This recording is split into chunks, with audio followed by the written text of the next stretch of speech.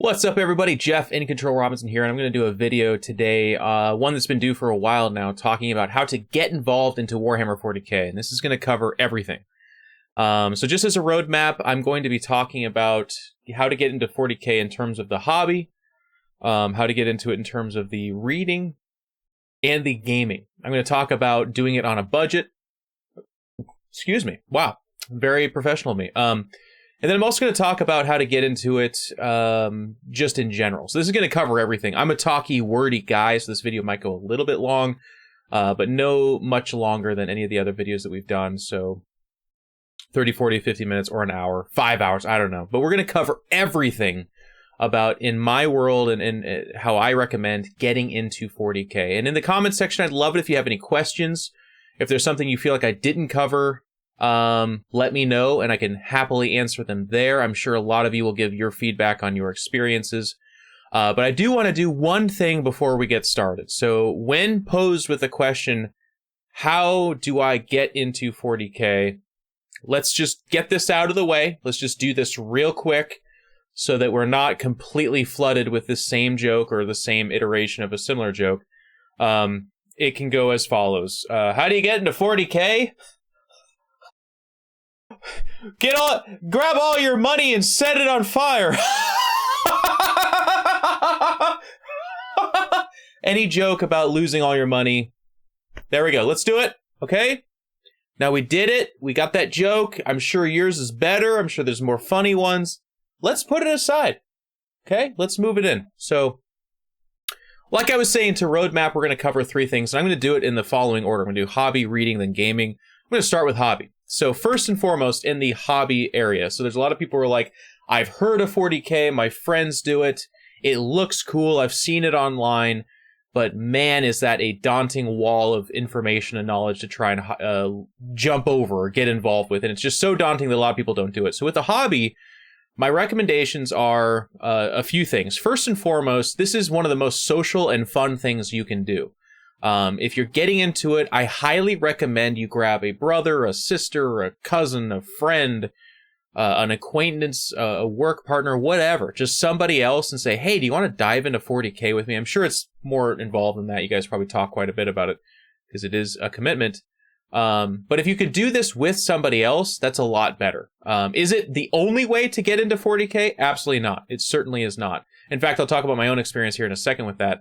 But I do recommend that if you have someone close to you that is also interested in getting involved, your likelihood and chances of enjoying this and more of what you'll be able to get out of it is higher. Now, if you don't have someone to get involved with, that's still okay. And this is where I talk about my own experience. I moved to California because the Evil Geniuses company that I worked for came here. And, you know, I had no friends. I had a few friends, but they're scattered around California. It's a big place.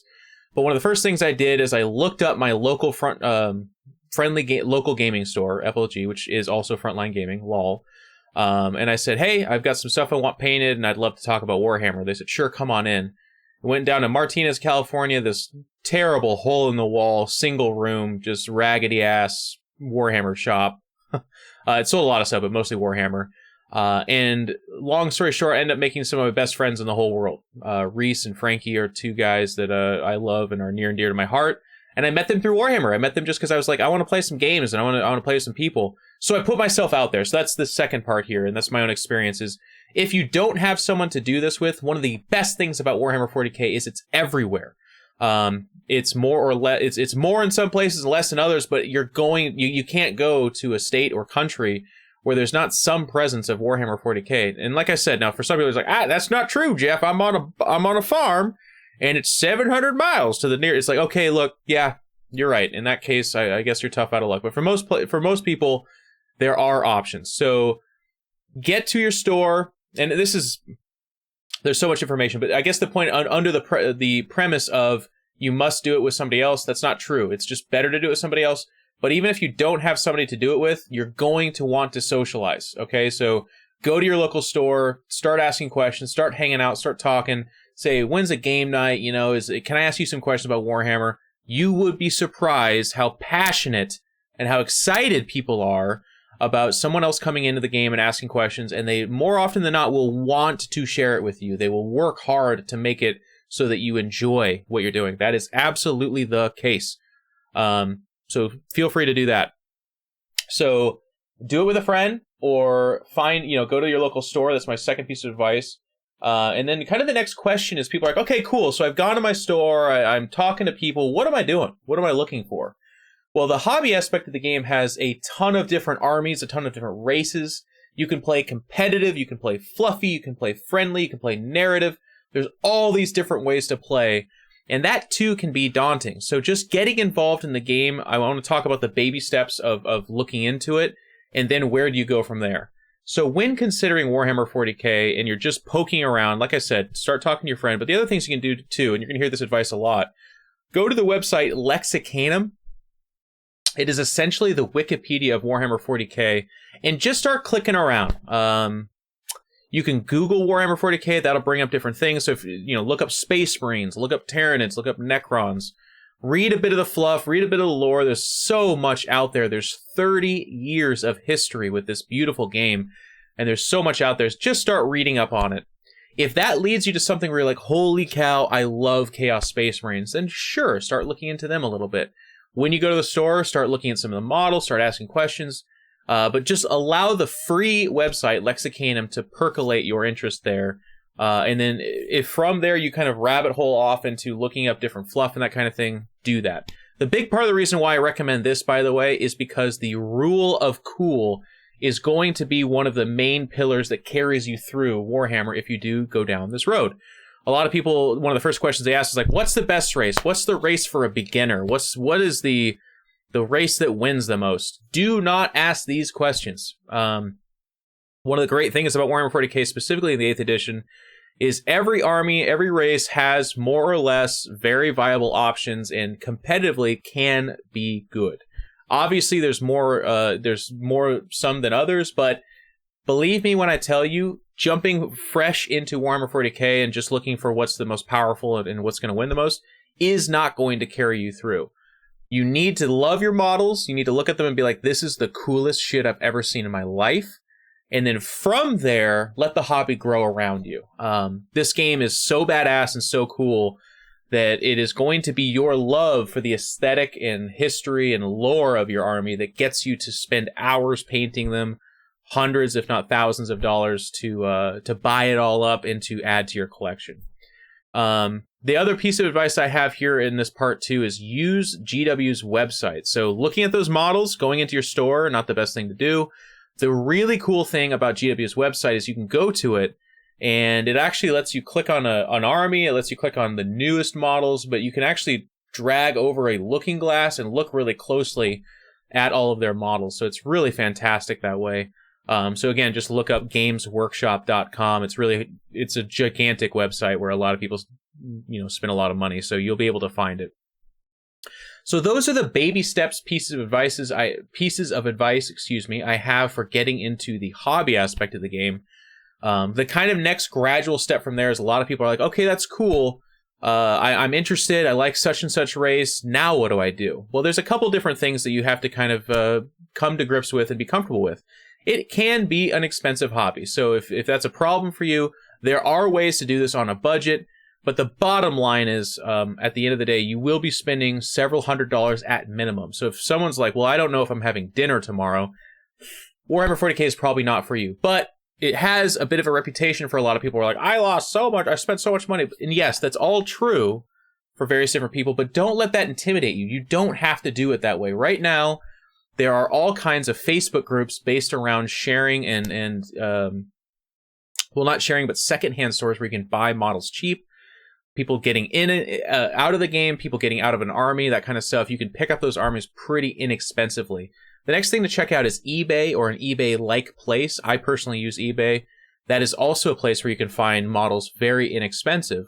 And then the third way is, again, that socialization. So around the shop, if you're at your local store, just be like, hey, I'm looking to get some models. You know ways I can do it inexpensively? They're not going to tell you eBay, most likely. They're going to tell you about so-and-so they know is getting rid of such and such army. Or, hey, come back next Saturday. We're doing a bits and pieces swap or an army market. A lot of people in a lot of stores do those kinds of things, and you can actually save tons of money doing it that way. Now, for those of you that don't necessarily care about getting secondhand models or care about saving money in particular, now is uniquely also the best time to get into Warhammer 40k, because for the first time in a while, GW is actually giving you options to save money. So the get started boxes, the get started boxes and the battle boxes, I think they're called. They're advertised on their website. These are actually collections of models that are A, good, but B, actually saving you money. It used to be kind of hilarious because in the past, Games Workshop would put bundles together that was literally just kits in a one-click buy option that saved you $0. They don't do that anymore because that was stupid. So now you actually have ways to do it. So for instance, the Tyranid Let's Get Started box, or Get Started box, I don't know what it's called. It is like a Turbogon, some Gene Stealers, a Broodlord, I think, and a Carnifex or something like that, all of which are models you'll want and use, and all of which are marked down pretty considerably. It's like 30 or 40% savings on that box. So there are those decent ways to get into the game as well. And then my next recommendation for people, again, that are just looking to get into the hobby is do it gradually. I do not recommend being like, I want to get into Warhammer 40k, going to the store and dropping $600 and buying, 5,000 points of an army and then being like, and now I'm going to put it all together. Like, that's daunting. It can get, you can burn out a little bit on it. You could make too much of a purchase of something you don't end up using. For instance, when Adeptus Mechanicus first came out, I bought 6 Castellan robots because I liked them in theory. And then I spent the entire 7th edition never playing with them once because they were so bad. Fortunately, in 8th edition, they became pretty good, so I was saved that way.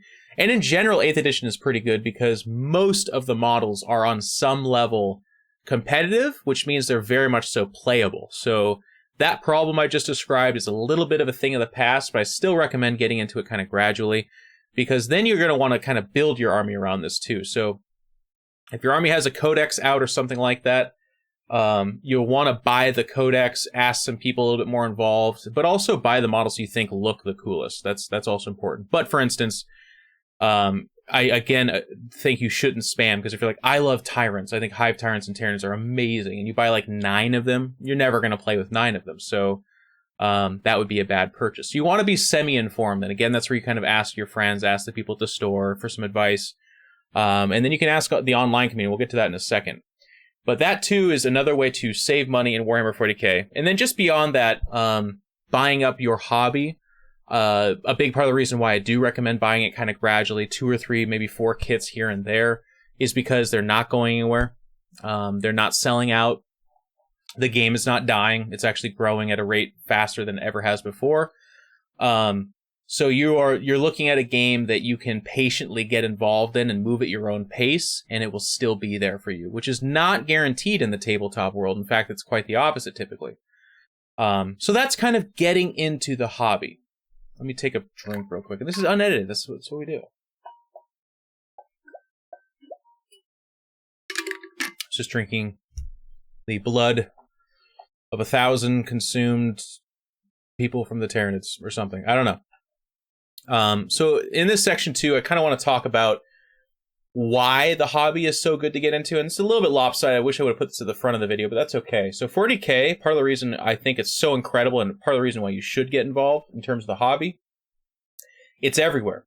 So I talked about this earlier, but that's actually amazing. If work, you lived in Washington, D.C. and you ended up having to move to California, you're going from a community to another community. There's going to be stores. There's going to be people that play there. There's going to be a presence of this game. And anywhere you go in the country of the United States, but for the most part, a lot of the places in Europe, Canada, everywhere, all across the world, this game is played on some capacity. That's not guaranteed. If you really like this other tabletop game, there's going to be places you go where nobody plays that game, and it's going to be harder to stay involved with, and it's going to make the investment a lot less valuable. With 40k, it's huge. It's the biggest. Everyone's playing it everywhere. So it's just a really smart investment that way. And then just as a final selling point on the hobby, I have benefited so much from this. So yes, I've spent thousands of dollars. I would be ashamed to admit, not even admit, but to count up all the money I've spent on it, but I am not regretting it. I don't. This game has brought me some of my best friends and some of the best people I know. It gets me out of my apartment as a professional streamer. A lot of my day is spent in front of a computer or just at home. And if I didn't have a hobby or something that got me out of the house and socializing, that's where I would be pretty much all the time. So this game has done so much for me. I know it's not just my experience. I know it's done so much for so many other people. I just cannot say enough how great it's been, and I really recommend it to people. So that's the hobby. If you have questions, if you have comments, let's talk about that in the comment section and let me know. So the next thing is, how do I get involved in Warhammer 40k reading? A lot of people ask this question as well. This is where I, again, start with telling you, you should check out the Lexicanum. That's going to be a nice reference point. So if you don't have any knowledge or history on Warhammer 40k, the books are a bit daunting because they're kind of thick with language, or a lot of their descriptions are going to be lost on you. There's not really a beginner Warhammer 40k book to get into. The closest thing we have to that is the rule book, which does explain the lore. It does explain the universe. But it also contains a lot of rules to a game that you may or may not be getting involved in. Don't be shy about buying that purchase, or buying that item, the rule book. It's got some great art, and it's got history on all the major races. It is your one stop. This is what you read to get into 40k. So if that's really important to you, you can do that. The people that don't want to make that purchase, you're going to have to do the footwork yourself on, again, Lexicanum. Or there's some great online communities that would be happy to answer some questions. So there's a website called Daka. You can go there. I'll link this in the description as well. And there's frontlinegaming.org. That's more geared towards competitive play, of course, but there's a lot of friendly people there that will be happy to answer your questions. And then, of course, Games Workshop itself. If you go to Facebook and you follow the various different official Warhammer pages, they are answering questions all the time. So you can actually pester them as much as you want asking questions. But as far as book recommendations go, I have a lot. So first and foremost, the most prolific series of books in the Warhammer 40k universe is going to be your Horus Heresy. It's something like 40 books. This is a little bit of the prehistory of 40k. It's technically mostly Warhammer 30k, which is 10,000 years before things like the Terranid invasion, stuff like that. So that is still a good place to be reading because it gives you a perspective on the Primarchs. It talks a lot about the Emperor. It talks about kind of the forming of the background. But it is not mandatory. You do not have to read the Horus Heresy series of books, or any number of them, if you're like, well, I want to get into 40k, so I must have to read those. No, you do not. You absolutely do not. You can read a lot of other books and not miss anything. So I'll talk about that in a second. But with the Horus Heresy books, keep in mind, most of these are also not in order. They're in like a loose chronological order. So if you read book 1 and book 40, book 1 generally takes place at the beginning of the story for Horus Heresy, whereas book 40 takes place closer to building up towards the climax of Horus Heresy. So that being said, I highly recommend inside of the Horus Heresy, and this is going to be a common theme, Dan Abnett, one of the better authors in all of the 40k universe, but his books, like Legion and some of the other ones in Horus Heresy, are phenomenal. They're really good. They're just good reads. And again, if you're not familiar with 40k but wanting to start there, you will need to reference any kind of question you have. Go to Lexicanum, or really honestly just Google it, but Lexicanum is more focused, and read it up. So if you're like, I don't know what a bolter is, that sounds ridiculous. Are these guys shooting staplers or something like that? Look up bolter in the Lexicanum, and you'll quickly learn it's basically a grenade launcher, which is amazing, and changes in your mind's eye how these battles go dramatically. Beyond the Horus Heresy, I highly recommend, again, sticking to the Dan Abnett theme, you read Eisenhorn and Ravender. Both of those are a multi-book series, and also Gaunt's Ghosts, also a multi-book series. Eisenhorn and Ravender deal with Inquisitors, which, if you aren't sure what that is, if you've seen the movie Serenity, the government agent in that is basically what an Inquisitor is. It's like the guy that's just below God in terms of power. And then they are like really interesting characters. They have various different roles. Their job is to basically scour the universe for things that are evil and destroy them. And it's really cool. But it's written by Dan Abnett. It's fantastic. It's amazing. Getting into those is a little bit easier, but I mostly recommend them because they're so cool and because they're so well written. Some of the 40k universe is unfortunately filled with books that is best described as not that great. Don't let that turn you off, because some of my favorite books ever are Warhammer 40k books, but start with Eisenhorn and Ravner. You're gonna enjoy that. Gaunt's Ghost is great. And already that's like 9 or 10 books that you can just start reading and really have a good time with. Those aren't the only good books, but I definitely say that you could start with that. So again, just make sure and reference the Lexicanum. And then the books that I just talked about and recommended are kind of the cool ways to get into it. And if you're just wanting to upstart your information on everything Warhammer 40k lore-wise, you're going to want to buy the rulebook. That right now is the best way to do it. If somebody knows of some other book that's been published that just kind of talks about the background and lore of 40k, let me know in the comments section. I haven't encountered that, mostly because I think they do want to drive sales towards their rule book, of course, but it's okay. It's like I want to say it's $40 or 50 or something like that. It's not super mega expensive, and it does literally cover almost everything. And it is the rule book, so it has the rules to the game, but don't let that stop you, because that actually also just has all the history of 40k, and it can help out with your reading side. Okay. And so last but not least, I'm going to cover all the things in my head that I missed so far at the end of this. It's a very disjointed video, but hopefully the entirety of it helps people. The third part is gaming. Now, this is the weakest part of 40k, in my opinion. There's a lot of absolutely craptastic games out there that cover the 40k or otherwise Warhammer IP and are just terrible. So this section could be worthwhile for you in terms of like, well, I'm a gamer and I want to check it out. Okay, well, there's some cool stuff here. So let me just start off by making some recommendations on games you can check out. For the Xbox 360, I believe it was, there's a game called Space Marine made by Relic Studios, and that was actually a pretty darn good game. You'll get to see dreadnoughts, you'll get to see orcs, the story is okay, the gameplay is awesome, it is very close to the lore. It's just a nice little encapsulated experience of Warhammer 40k. It's not the most diverse thing. You're not going to get 100 hours of enjoyable and unique gameplay out of it, but in terms of like a single playthrough of a decent FPS that gets you into the 40k universe, Space Marine's actually considered way up there. And there's people, by the way, who right now will be like, Jeff, you're an idiot. It's one of my favorite games of all time. So it has the potential to be really nice for you. I don't think you'll play this and be like, that was terrible, I hate it forever. It's not The Witcher, but it's a great game. You should definitely check it out. Then we're going to go all over the place a little bit here. There's a game called Blood Bowl, which is both a board game and a PC game. I believe it's just PC. It's phenomenal in both places. So in as far as it being a board game, it's a 1v1 game, I believe. It's basically space violent football, using Warhammer, not 40k, but just Warhammer characters. So orcs and Eldar and undead and stuff like that. It's got some unique flavor to it. It's fun. It's pretty silly, which is something that does happen in the 40k universe, by the way. And that's part of what makes it so great, is it's this huge, all-encompassing experience of like ultra dark, really dystopian, cool sci-fi lore, all the way down to farting, poop jokes, and being silly.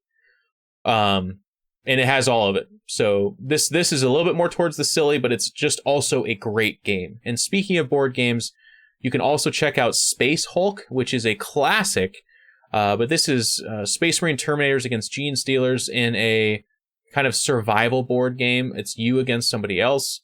It's very difficult. It's definitely a hardcore board game, but it's also a pretty fun board game. So if you're a board game enthusiast, this is a nice thing to pick up. The pieces are gorgeous. The board is beautiful. They just redid the whole thing. And the gameplay is legendary. People have been talking about this for 20 years. It's been out there that long. So then getting to the gaming side again, there's a couple of not genres, but series I want to recommend. So there's Vermintide, which is again not 40k, but is just a phenomenal game. Total Biscuit, one of the, well, really the only games journalists I super trust in terms of opinion, because they follow very closely to my own, definitely highly recommends this, loves it. It's a great game. I believe it first came out for the Xbox 360, but I think Vermintide 2 is out. Is more modern, and I think there's a PC version, but just great. They're just good games. Then there's the Total War Warhammer series. They just came out with the second one a couple months ago. That is like a large-scale RTS, but in terms of capturing the feel of Age of Sigmar or Warhammer Classic, this game does a phenomenal job of that. The game is gorgeous. The gameplay is fun, very fluid. It is taxing on a computer, so if you're, on a TI-86 calculator and you're hoping to run this game, probably don't. But in terms of if you have just a modern gaming computer, this is a good place to go. And I never played Warhammer Classic, but I actually found Total War Warhammer got me to know more about it, got to know the feel of it. And I'll be honest, it tugged at my heartstrings about buying up an army. I never did, because 8th edition then dropped and I was completely consumed with getting involved in that. But it did a good job of getting me excited and interested in the lore and aesthetic that Warhammer Classic has to offer. And then my last recommendation in terms of Warhammer gaming is going to be the Dawn of War series. Now, Dawn of War 3 came out not too long ago, and a lot of people are really quick to hate on this game. But Dawn of War 1 and 2 are very old, but still really fun, especially like Soulstorm, and there's a lot of DLC there to check out. You can get them very cheap. You could probably get them for free if you wanted to, but make sure and pay your artists. So you can get it like $10 or $15, something stupid cheap on Steam. And the Dawn of War 3 is a fun experience. It's a great, well, not great. It's a good single player. It's a gorgeous game, and it has a lot of really cool stuff like a Wraith Lord, a Wraith Knight, jumping around, looking badass. So if you're not looking for if you're like, well, Jeff, if I can only buy one game this year, is that it? No, it's not. But if you've got disposable cash and you want to play some games that are in this universe, you should definitely check out Dawn of War 3. And then last but not least, and this is completely separate from Warhammer 40k, but if you just like Warhammer stuff, check out XCOM. It's a turn-based game that is strategy. It's different guys have different attributes. You kit them out differently. It has a very strong 40k feel to it. And then there is, we have dice rolls in 40k. In XCOM, you have dice rolls as well. You can take an 87% shot. 87% chance shot, there we go, I got it out, and just miss it entirely. So it's got something for everyone. I highly recommend it. That's the gaming section. So that's my 3-part gaming hobby book reading, getting into Warhammer 40k. I want to continue to be an ongoing resource for you, so if you have any questions in the comment section, I will be looking for ways to help answer stuff for you. If you have advice, feel free to post it in there. I want this video to be a one-stop, how the hell do I get into 40k, and have people be able to watch this whole damn lengthy thing and come away from it pretty informed on how to do it. Because like I said, this game has enriched my life. I have a friend coming over tomorrow. I had 2 friends over yesterday. I'm going to a tournament in a couple of weeks. Like, it's on my mind. I love it. It's done so much for me. And I feel like if a lot of people got involved and started to kind of get past the walls they feel that are there, this game can enrich their lives too. If you hear that, there's a guy starting up his leaf blower outside. So that is just a part of what happens when Jeff makes videos. So that's it. I said I was going to leave the end of this video for parts that I think I missed, but I don't think I did. I guess the last thing I would add under the hobby section, I talked about buying the Let's Get Started boxes. You also have to pick up a codex for your army, which is basically the rules for that army. They're like 30 or 40 bucks, but they're gorgeous and they're all encompassing. They're great. So I'm going to cut it out here at the leaf blower. Let me know what you guys thought. I hope you enjoyed that, and get into Warhammer.